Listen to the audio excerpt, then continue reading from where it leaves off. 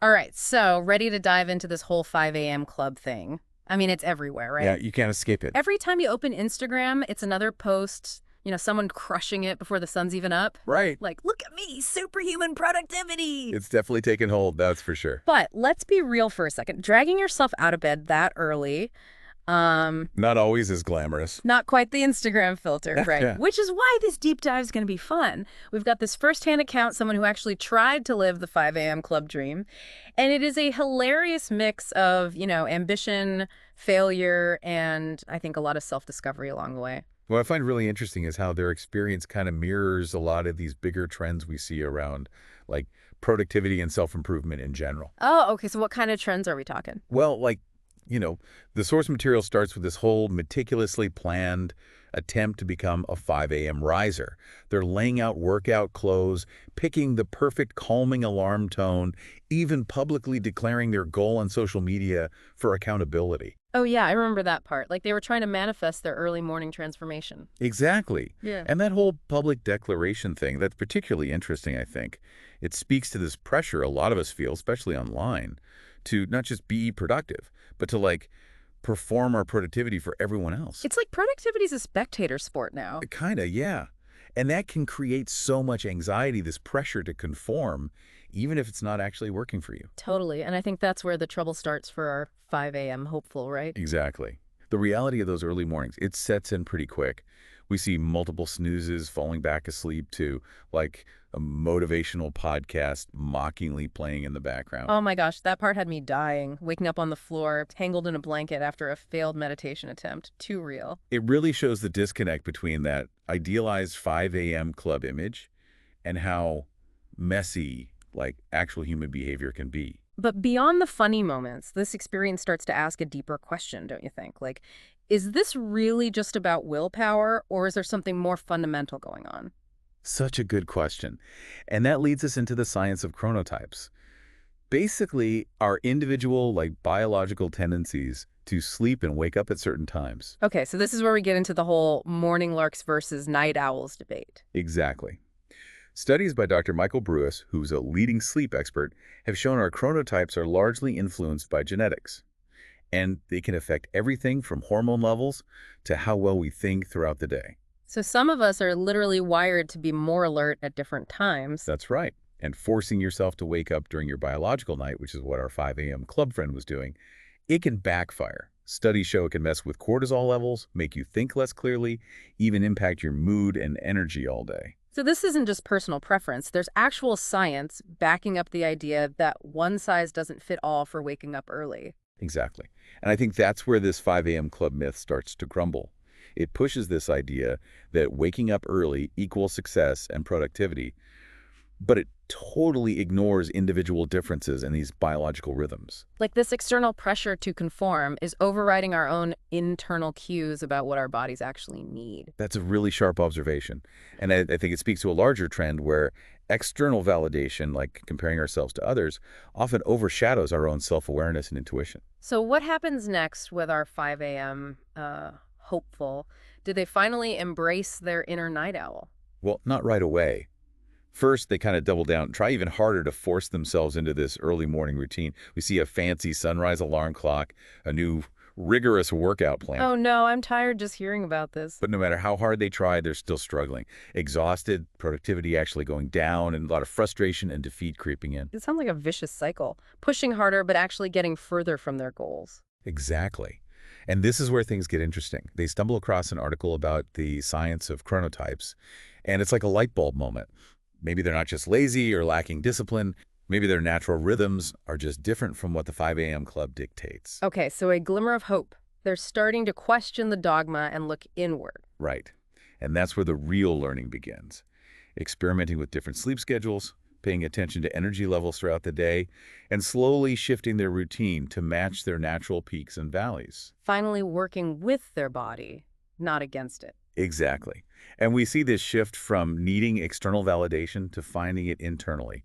They're not measuring success by some arbitrary benchmark set by someone else, but by how they feel, how focused they are, how much they get done in a way that's sustainable. This is fascinating. So they ditch the 5 a.m. wake up and start building a routine that actually works for them. That's right.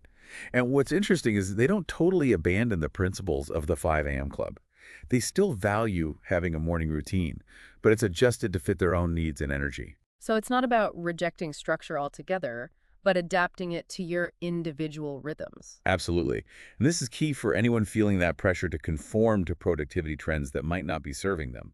It's about finding what works for you, not someone's Instagram feed. So what does this personalized routine actually look like for our source? Are they like sleeping till noon and burning the midnight oil? Not quite. They set her into a routine of waking up around 7 a.m., which for them feels much more natural and sustainable. That makes sense. It's still early enough to get a jump on the day, but allows for enough rest and waking up feeling energized. Right. And they use those mornings to focus on their most important tasks, the ones that need the most focus and creativity. Then, as the day goes on, they shift to more like administrative things and They're meetings. hacking their schedule to match their energy throughout the day. Exactly. And they build in time for activities that help them recharge, like exercise, spending time in nature, connecting with loved ones. Sounds like they're achieving that balance between productivity and well-being that we're all searching for. And it's all because they were willing to let go of the 5 a.m. club myth and embrace their own rhythm. Stop trying to fit into someone else's mold and created a routine tailored to their individual needs. This is inspiring. A reminder that we don't have to conform to these rigid expectations to be successful. It's about finding what works for you and building a life that feels authentic. Absolutely. And that's a much more empowering message than just trying to squeeze ourselves into a box. So let's get down to brass tacks here. We've talked about these personalized routines, but how do we actually make them like supercharged for productivity? It's not just when we work, it's how we work during those hours, right? Totally. It's like you can have a super fast car, but if you don't know how to drive it properly, you're not going to win any races. Exactly. So where do we even start with this? Yeah, where do we start? Well, one thing a lot of people miss is this idea of task batching. Basically, you group similar tasks together and do them in focused bursts. Our source material actually mentions this, how they would like schedule all their meetings back to back so they'd have bigger chunks of time for deep work. Oh, interesting. So instead of jumping back and forth between like writing, emailing, then a meeting, you're saying it's better to dedicate blocks of time to each type of thing. Exactly. Research shows that this constant switching, like context switching, it drains our mental energy and makes us less efficient overall. But if we batch similar tasks, it's like our brains get into a rhythm. That makes sense, like decluttering your mind so you can really focus on one thing at a time. Exactly. And this is where another great tool comes in, time blocking. Basically, you schedule specific blocks of time in your calendar for different tasks, just like you would a meeting. So it's like going beyond a to-do list and actually assigning time slots to each item. Yes. And this can be really helpful, especially for making sure those important tasks actually get done and don't get pushed aside by like urgent but less important things. It's like those important tasks get VIP treatment in your schedule, making sure they get the attention they deserve. I like that. And here's where it gets even cooler. We can combine this time blocking with energy management. Remember how we talked about tracking your energy levels? Yeah, like noticing when you're feeling most alert and using that to our advantage, right? Right. So once you know when you're usually most focused, you schedule your most demanding tasks, those brain-intensive ones, during those peak energy windows. Oh, that's strategic. So like if I know I get a slump after lunch, I wouldn't try to do heavy writing then. Exactly. Maybe that's a better time for routine stuff like emails or admin tasks. It's about working smarter, not harder. Matching our tasks to our energy so we're more efficient and don't burn out. This is making me rethink my whole schedule already. And another tip, don't underestimate breaks. Our source talked about how they used to resist taking breaks, thought it was wasting time. But then they realized that short, intentional breaks actually boosted their focus and creativity.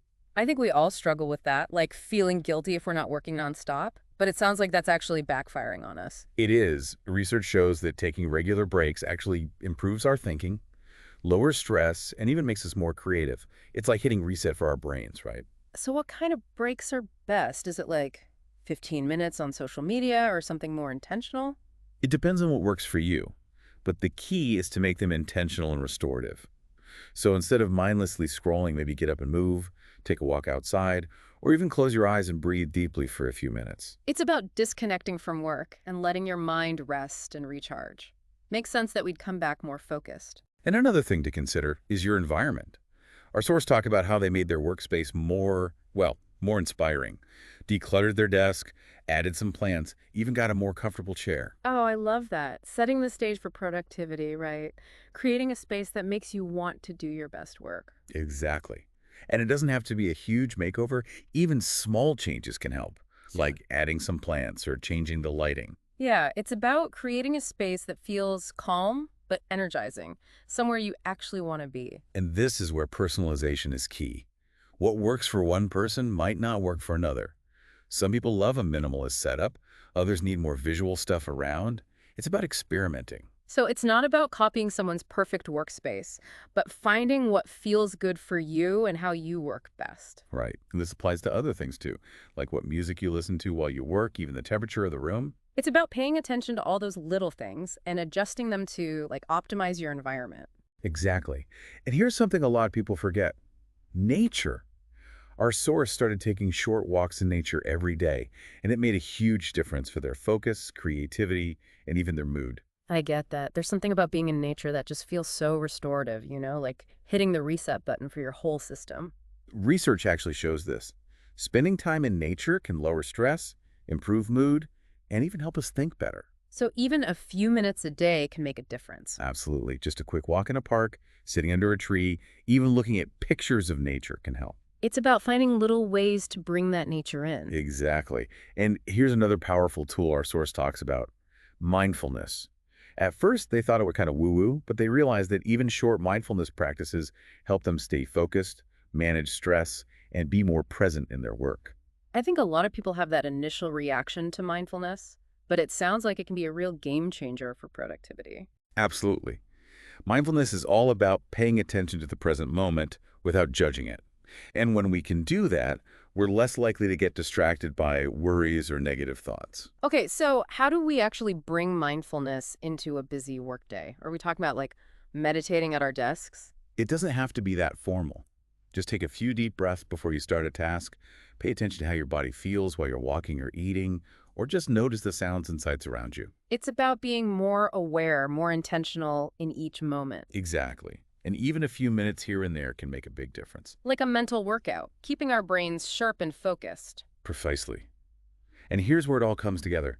By combining task batching, time blocking, energy management, breaks, a good environment, A&D mindfulness, we create a system that really works for us. Like a custom-made suit for your workday, every part working together. Exactly. And it's a system that can change as our needs and priorities change. So it's not about finding the one perfect system, but finding a framework that lets us be flexible, adaptable, and always learning. And that's where the magic happens. Yeah. When we see productivity not as a set of rules, but as a way to experiment and learn about ourselves, it opens up so much possibility. I love that. It reminds us we have the power to create a workday that feels good and productive. Exactly. And that's a journey worth taking. Okay, we've covered so much ground here. Task batching, time blocking, energy, breaks, environment, mindfulness. Any other productivity secrets you want to share? Well, there's one more that's especially important these days, boundary setting. Our source mentioned feeling pressure to be available 24/7, but realized they needed to set boundaries between work and personal time. Oh, that's so hard these days with smartphones and everything. It's like we're always on. I know, it's tough, Uh, but that constant connection can be really draining. so how do we actually set boundaries? It's easier said than done, right? It takes practice, definitely. One thing is to separate your work and personal spaces, like have a designated workspace that you can actually leave at the end of the day. Creating a physical boundary to signal it's time to switch off. Exactly. And this works for digital spaces, too. Turn off work notifications after a certain time, or have separate email accounts for work and personal stuff. Creating those mental and digital boundaries to protect our time and energy. Right. And communicate those boundaries to everyone, colleagues, clients, even family. Let them know when you're available and when you're not. Setting expectations up front so people don't just assume we're always on call. Exactly. This can make a huge difference in our ability to disconnect and recharge, which actually makes us more productive when we are working. It's not about working LES, it's about working smarter and finding that balance. Absolutely. That's something we should all be aiming for. This has been so insightful. We've really unpacked all these productivity tools that people can start using today. I agree. It's been a fascinating deep dive. So as we wrap up this part, what are some of the most important things you want listeners to remember? I think the biggest takeaway is that there's no one-size-fits-all for productivity. It's about finding what works for you, your work style, your life. Embracing our individuality and building a system that supports our unique needs. Right. And productivity isn't just about getting things done. It's about creating a life that feels meaningful, fulfilling, that matches your values. So it's not just efficiency, it's creating a life we actually enjoy. Exactly. That's the goal, right? It's funny, as we're talking about all this productivity stuff, it really strikes me how much of it comes down to just like knowing yourself. It's not about following some rigid set of rules, but more about understanding your own rhythms, when you have the most energy, even just what kind of environment you work best in. Yeah, absolutely. It's about tuning into your own internal signals instead of relying on what everyone else is telling you to do. Yeah. Our source material really highlights that shift from, looking outward for validation to finding it within yourself. And that's such an important difference, right? It's not about measuring our worth based on how much we get done or how well we're following some guru's advice, but more about, are we living in a way that feels true to our own values and goals? Exactly. And I think that's where this whole productivity conversation starts to overlap with the bigger questions of purpose and meaning. Because at the end of the day, it's not just about being efficient for efficiency's sake. It's about making sure the things we're spending our time on actually matter to us. It's about aligning our actions with our values and creating a life that feels, both productive and purposeful. And this is where I think the 5 a.m. Club, even with its flaws, can actually teach us something valuable. Hmm. It encourages us to really think about how we want to spend our time and energy, to be intentional with our choices, and to make sure our actions are lining up with our goals. So it's not so much about the specific time we wake up, but more about having that clarity of purpose and using our time in a way that helps us build the life we want. Exactly. It's about asking ourselves those big questions. What do I want to achieve? What kind of impact do I want to have?